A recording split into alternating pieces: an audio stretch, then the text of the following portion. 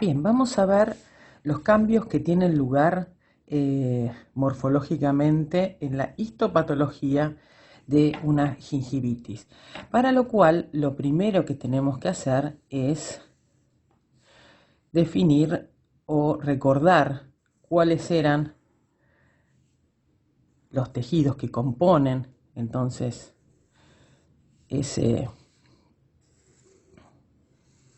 esa estructura gingival.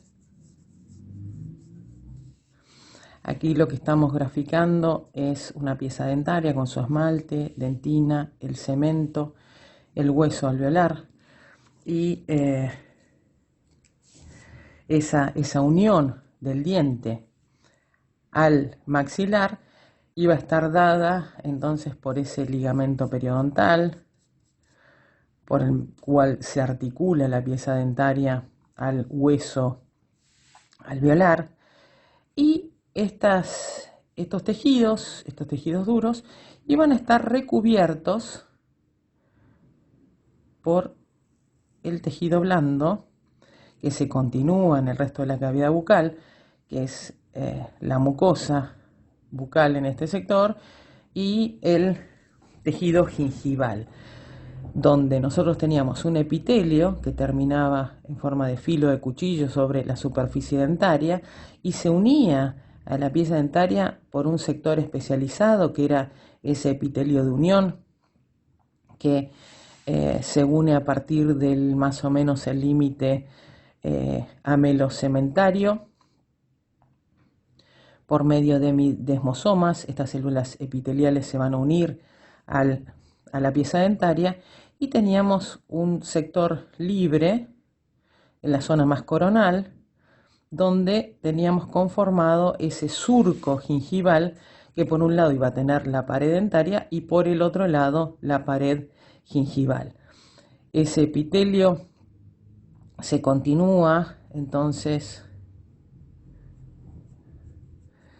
con la vertiente libre de esa encía marginal. Teníamos una vertiente dental y una vertiente libre. Y fíjense que aquí yo dibujé estas prolongaciones epiteliales, esos brotes epiteliales que forman este festoneado en la basal de este epitelio, que en la vertiente libre es un epitelio estratificado parakeratinizado y también es estratificado hacia la pieza dentaria, pero en esta zona es un epitelio no queratinizado. Bien, esta zona, recuerden que no tiene en salud o normalmente esas proyecciones o esos brotes del epitelio. Por debajo, subyacente a ese tejido epitelial, teníamos el tejido conectivo, donde había una serie de fibras que yo no las voy a graficar acá, pero que ese tejido conectivo tiene fibras colágenas, fibroblastos, elementos vasculares, y es donde se va a producir la respuesta inflamatoria. Fíjense que hablamos de una gingivitis. Esto es una inflamación de la encía marginal, o lo que es lo mismo, decir que lo que se va a inflamar o la respuesta inflamatoria que vamos a tener se va a dar en el periodonto de protección. Todo el proceso va a estar, entonces, esta inflamación se va a dar o va a comprometer los tejidos del periodonto de protección. ¿Qué es lo que va a provocar esa respuesta inflamatoria? La presencia entonces de un biofilm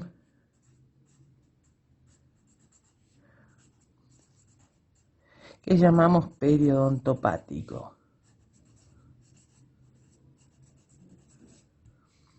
En las clases subsiguientes ustedes van a ver las características o el aspecto microbiológico de este biofilm y cómo se constituye, cuáles son los tiempos y cuáles son las características cualitativas de este biofilm que va a provocar estas alteraciones a nivel gingival. En cuanto a la histopatología, los que describieron este proceso histopatológico en los años 70 fue la primera descripción acabada de este proceso desde el punto de vista histopatológico. Fueron dos autores, Page y Schroeder, que describen el cuadro histopatológico. Ellos lo hicieron en un modelo experimental con perros Beagle, que es un modelo en donde se repiten los procesos inflamatorios de manera, les diría, fácil. Son animales experimentales donde las alteraciones inflamatorias ocurren con bastante frecuencia. Estos autores describen el proceso en una serie de pasos que se los llama también estadios. Estos estadios comienzan por lo que se denomina la lesión inicial,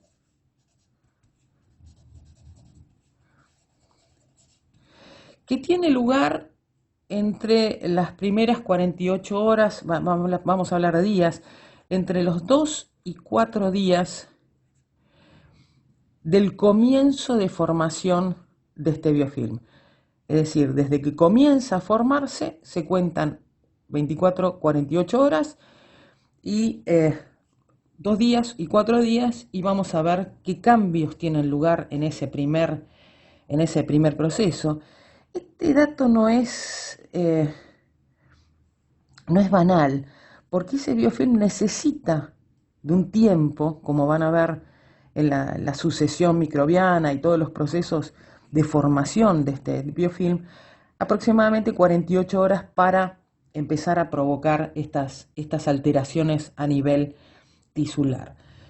Entonces, lesión inicial, luego el proceso, si continúa, se va a establecer lo que se denomina la lesión temprana, que vamos a ir viendo cada una de ellas o cada uno de estos pasos, cuáles son los cambios.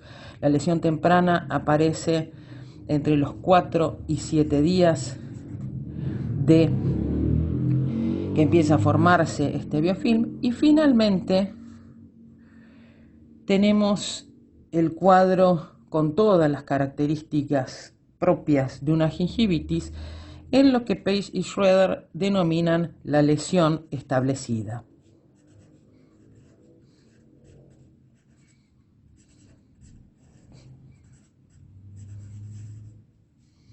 Esta lesión establecida puede variar, hay un rango de tiempos entre y que tienen que ver con la respuesta inflamatoria de cada uno de los pacientes, que va entre los 15 y 21 días, o como dicen algunas de las diapositivas que vamos a ver después, pueden ser de 2 a 3 semanas, que es lo mismo, ¿sí?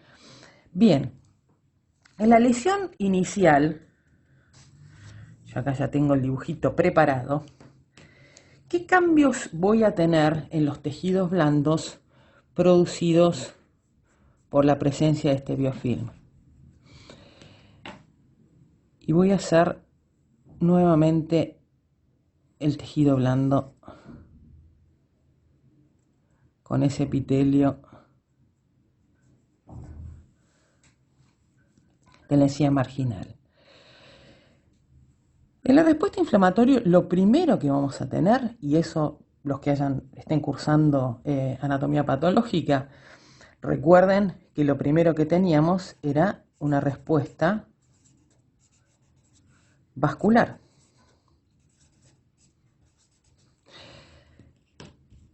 Van a ver, yo no me voy a meter mucho en el aspecto microbiológico ni en el aspecto bioquímico, pueda que mencione alguna cosa, pero entre los productos de estos microorganismos, algunos de ellos pueden ser, por ejemplo, algunas enzimas como la hialuronidasas, las colagenasas, Las hialuronidasas lo que van a producir es una, una lisis o una degradación de las uniones entre las células endoteliales. Eso va a hacer que las uniones entre las células endoteliales empiecen a ensancharse, lo cual va a permitir, por un lado, la entrada de cosas o de elementos o de irritantes o toxinas desde la superficie externa del epitelio, y por otro lado va a permitir la salida, que la voy a hacer celeste, de cosas desde el tejido conectivo hacia la superficie. Bien, volvamos a nuestra respuesta vascular. La respuesta vascular, básicamente en el proceso inflamatorio, constaba de una vasodilatación y un aumento de la permeabilidad vascular.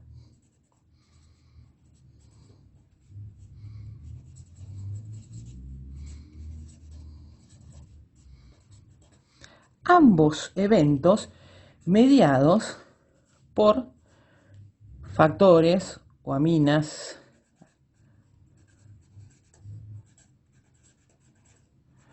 vasoactivas, sustancias segregadas por las células endoteliales,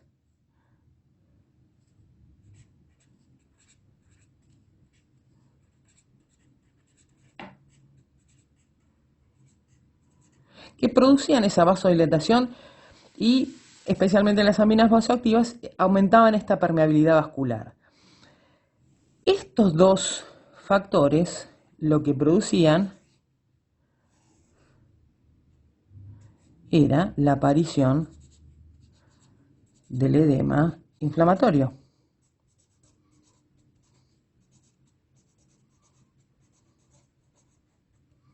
Recuerden que este líquido que se acumula, empieza a acumularse, vamos a hacer un vaso bien grande acá, un vaso dilatado, empieza a entonces salir líquido, se empieza a acumular en este espacio intersticial de este tejido conectivo, y yo les dije que esta separación de las células epiteliales favorecía o permitía la salida la salida desde el conectivo de elementos hacia el surco gingival. Lo que va a empezar a cambiar en este momento es, hay un cambio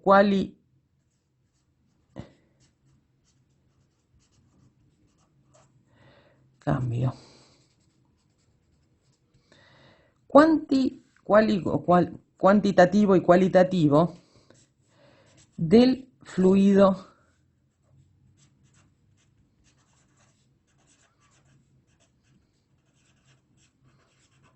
¿sí? El fluido crevicular. Este fluido crevicular va a tener una mayor, o va a empezar a tener una mayor concentración de proteínas. De la misma manera que va a ir teniendo este líquido edema, y esto lo van a ver en la clase de bioquímica con mucho más detalle y una mayor explicación. Esto es una explicación sencilla para saber que lo que vamos a tener entonces en este estadio es esta respuesta vascular. La otra alteración, esta vasodilatación, hace que el flujo empiece a hacerse más lento, y va a haber un cambio a nivel de las células endoteliales de estos elementos vasculares. Vamos a hacer ahí una flecha que vaya hasta el vaso. Las células endoteliales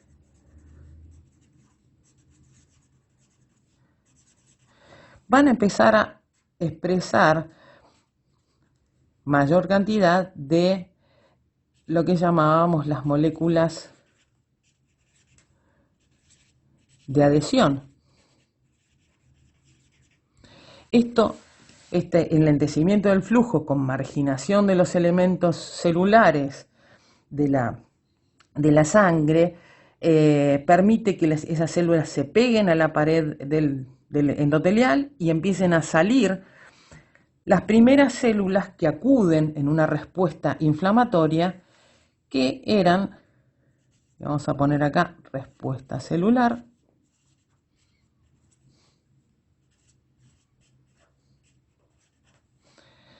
que van a ser los polimorfonucleares neutrófilos. Estos polimorfonucleares neutrófilos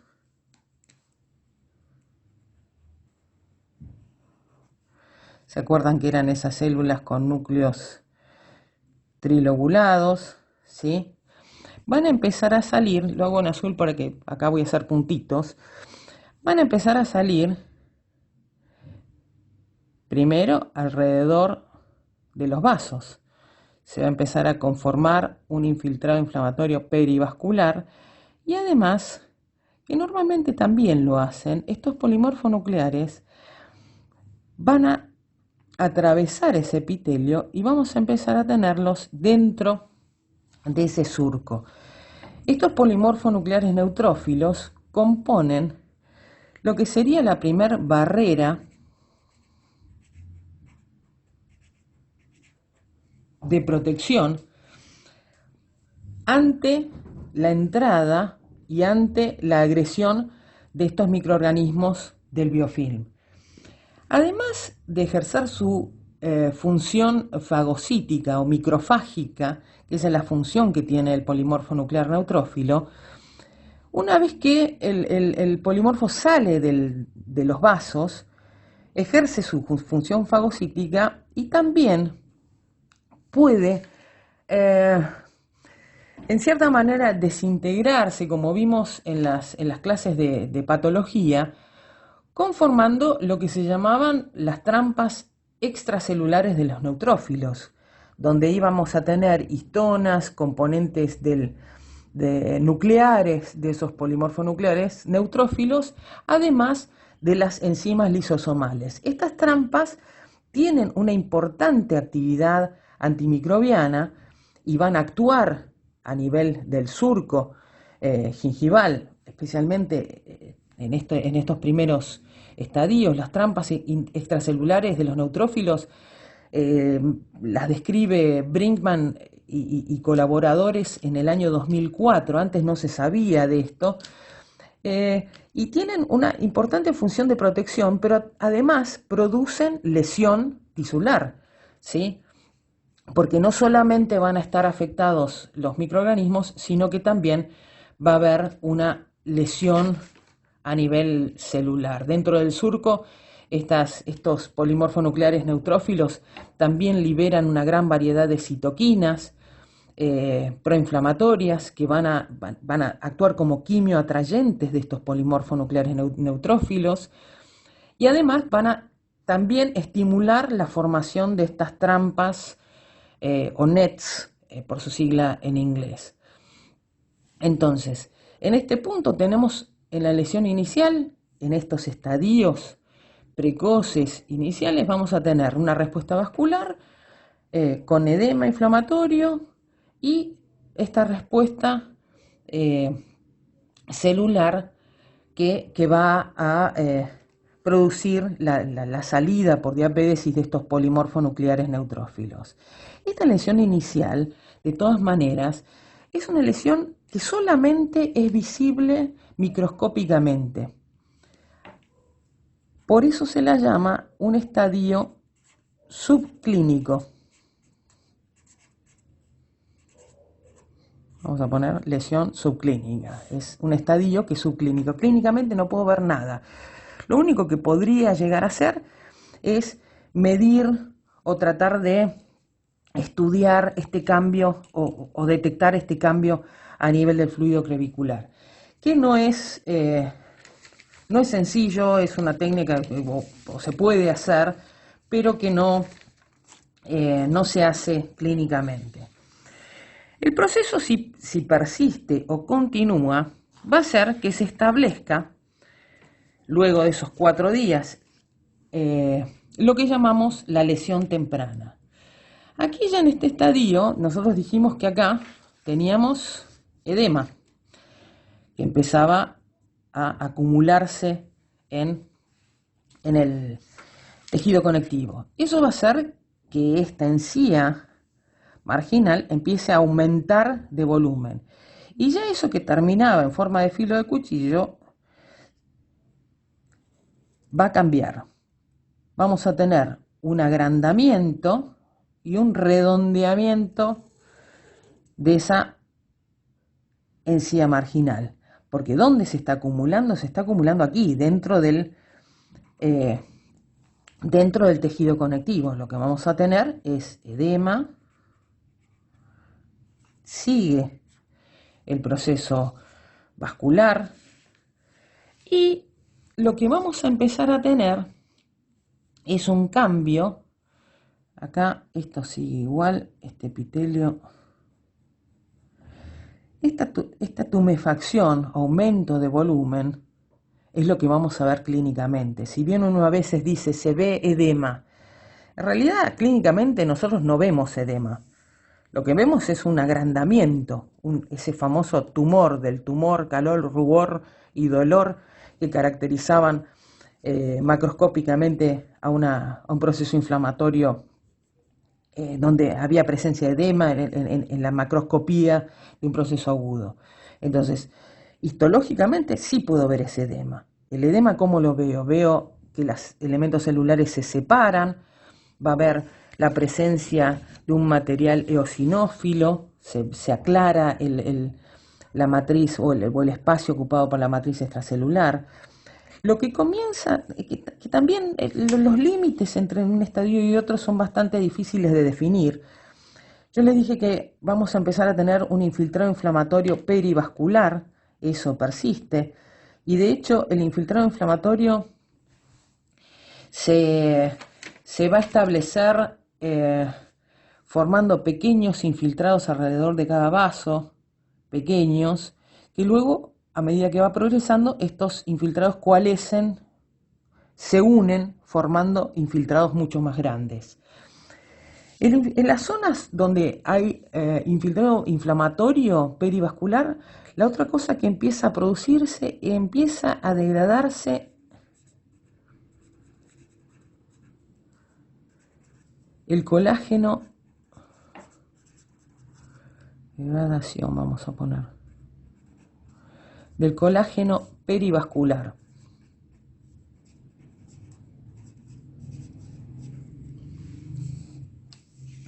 La permeabilidad de los endotelios persiste. También vamos a seguir teniendo un aumento de permeabilidad a nivel del epitelio. Recuerdan que les dije que se separaban estos elementos celulares.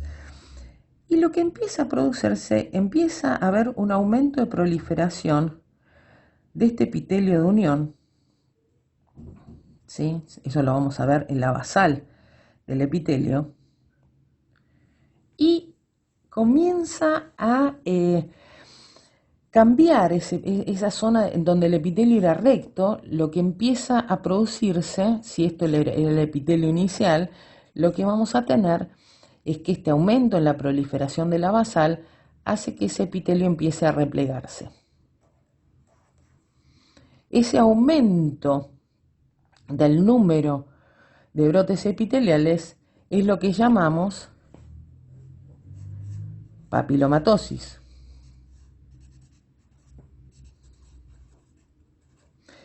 Y en realidad lo que se produce son brotes que empiezan a hacerse mucho más largos. Que en el estadio de la lesión establecido esto es mucho más evidente. Ese aumento en el espesor o en el tamaño del espesor del epitelio lo llamábamos acantosis. Como resultante lo que vamos a tener es una acantopapilomatosis,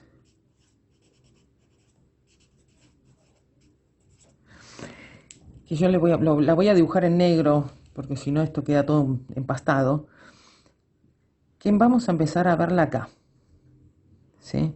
En esta vertiente dental del epitelio, ¿sí? Y en el epitelio de unión, que tenía un aspecto o una forma recta inicialmente. Recuerden que esto se produce a expensas del aumento de la proliferación de estas células que están acá, en la basal. Y este epitelio de unión prolifera lateralmente, ¿sí? Aquí nosotros teníamos el ligamento periodontal y mientras este ligamento esté intacto, el epitelio no va a poder moverse de acá, ¿sí?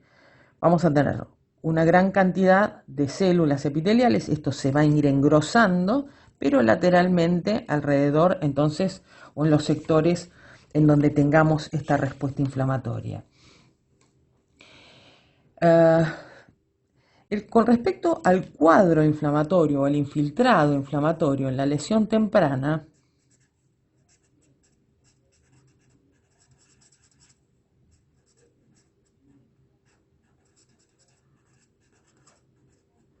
es decir, tenemos persistencia de los procesos vasculares anteriores, pero el infiltrado inflamatorio va a empezar a cambiar.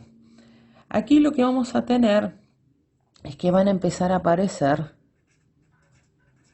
linfocitos, ¿sí? El infiltrado se empieza a hacer o empiezan a aparecer estos linfocitos participando de este infiltrado inflamatorio. Aquí seguimos teniendo presencia de algunos polimorfonucleares neutrófilos. Polimorfo nuclear neutrófilo no se va nunca de este proceso, pero los que van a empezar a tener protagonismo son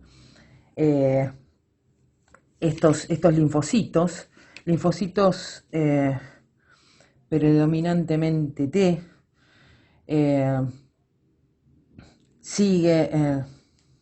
Seguimos teniendo entonces este proceso inflamatorio. En realidad en los perros o en el modelo experimental animal es mucho más evidente esta preponderancia de los linfocitos T. También empiezan a aparecer algunos linfocitos B, que estos B luego se transformaban en plasmocitos o células plasmáticas, ¿no? Plasmocitos.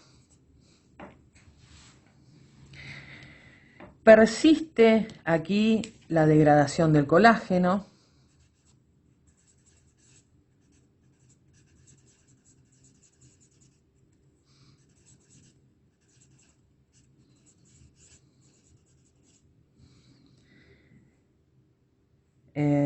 Tanto del colágeno perivascular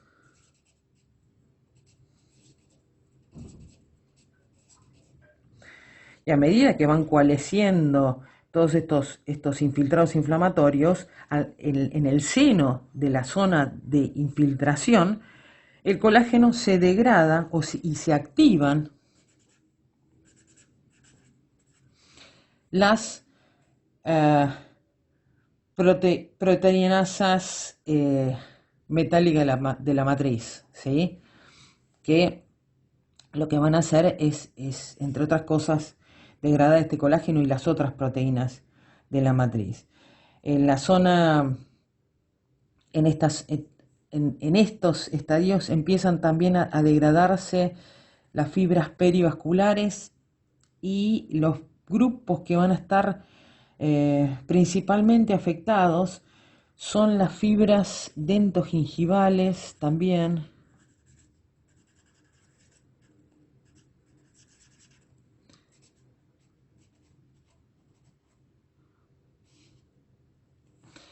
y las fibras circulares. Ahora pensemos, a medida que se va produciendo esto, ¿qué traducción macroscópica va a tener esta situación? La encía que era firme, ¿qué le va a empezar a pasar? Se va a ir volviendo cada vez más blanda, ¿sí? Va a ir perdiendo firmeza. Acá hago los brotes papilares, se redondea, se pierde ese aspecto de filo de cuchillo. ¿Por qué? Por la presencia de este edema, ¿sí? Por esa tumoración, hay un agrandamiento. Y esto va conformando un círculo vicioso, porque esto que terminaba así en forma de filo, que tenía una terminación, yo tengo un término que no es muy académico, que era una terminación enchupinada, ¿sí? Como los chupines, como los pantalones, que están bien pegaditos. Ahora, si yo lo redondeo en este sector, se va a poder atrapar mecánicamente mucho más cantidad de microorganismos, lo cual el cambio morfológico que estoy teniendo va a favorecer también el establecimiento de ese biofilm que es el que en definitiva está provocando esta situación. A medida que la lesión temprana entonces sigue progresando, vamos a tener que estos procesos se intensifican, seguimos teniendo presencia de linfocitos,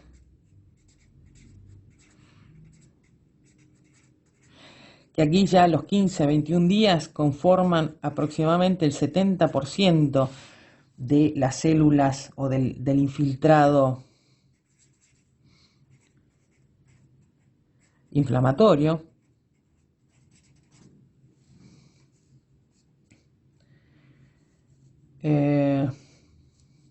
Vamos a tener también polimorfonucleares neutrófilos, vamos a tener presencia de macrófagos,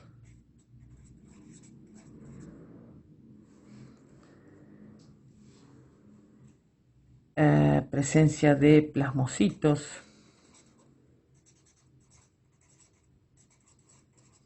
que algunos autores señalan que estos linfocitos, bueno, T y B, que luego se transforman en plasmocitos, serían los que preponderan o predominan, preponderan creo que no existe esa palabra, que predominan dentro de la lesión establecida. Los plasmocitos que algunos postulan que tienen un rol importante en la progresión de una lesión establecida, que ya aquí hablamos de gingivitis. El proceso, a pesar de que están estos presentes, si hay linfocitos, si hay plasmocitos, la gingivitis establecida es un proceso inflamatorio crónico, ¿sí? En donde hablamos ya de una etapa final de la gingivitis que se distingue bien de la lesión inicial, en esta mayor proporción de linfocitos y plasmocitos, y Linde la describe como un intermedio entre, o una transición entre la gingivitis y la periodontitis. Pero lo cierto es que muchas gingivitis persisten como tales durante años y nunca se transforman en una periodontitis. Page y Schroeder hablan de un paso posterior, un estadio posterior, donde ya empieza a comprometerse el tejido periodontal. Acá vamos a tener entonces este aumento de volumen, esta acantopapilomatosis, presencia el edema que persiste. No voy a dibujar el vaso, pero voy a hacer un infiltrado de linfocitos que evidentemente van a estar acá, en contacto con las zonas de... Primero empiezan en estos pequeños vasos cercanos a la vertiente dental. Puede haber plasmocitos, voy a hacer uno con un núcleo polarizado, uno otro plasmocito a los fines del esquema. Fíjense esta característica de la acantopapilomatosis. Fíjense cómo la dibujo, ¿sí? Hay aumento de la cantidad de brotes papilares, pero fíjense que hay sectores donde ese epitelio va a quedar muy adelgazado, incluso atrófico, que eran las características que podía pasar o cómo respondía un epitelio frente a la presencia de un infiltrado inflamatorio. Cuando este infiltrado es muy intenso, en estos sectores este epitelio no tiene una buena nutrición, se va a atrofiar e incluso frente tenemos atrofia del epitelio y uniones epiteliales laxas, ¿sí? No demasiado firmes. Con el cepillado al sondaje, ¿qué puede pasar? Que se rompa este epitelio, que se ulcere, ¿sí? Va a haber una ulceración y ¿qué es lo que va a salir hacia el epitelio? Vamos a tener hemorragia.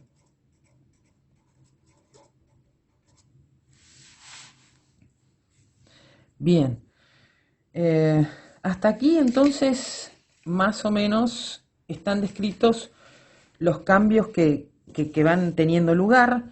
Vamos a continuar con la actividad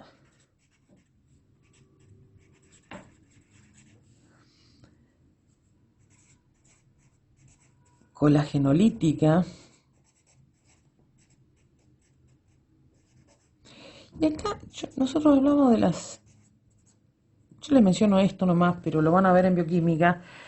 Pero sepan que este proceso de degradación del colágeno y de destrucción del tejido, si bien los microorganismos del biofilm tienen o producen algunas colagenasas, la mayor cantidad de destrucción que se va a producir en el tejido lo van a producir las colagenasas propias del, eh, del paciente, ¿sí?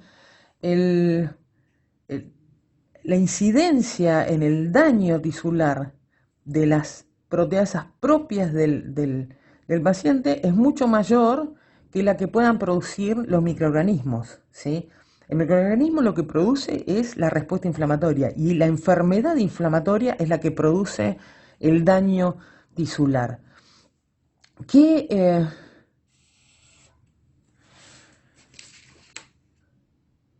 Dijimos entonces cuáles eran las fibras que estaban destruidas? Digamos que el colágeno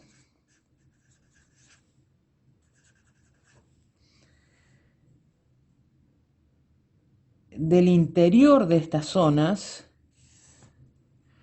donde existe este proceso inflamatorio de las zonas inflamatorias, entre el 60 y el 70% del colágeno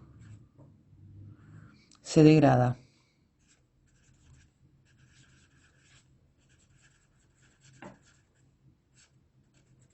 Eso va a contribuir con el entonces reblandecimiento de esta zona.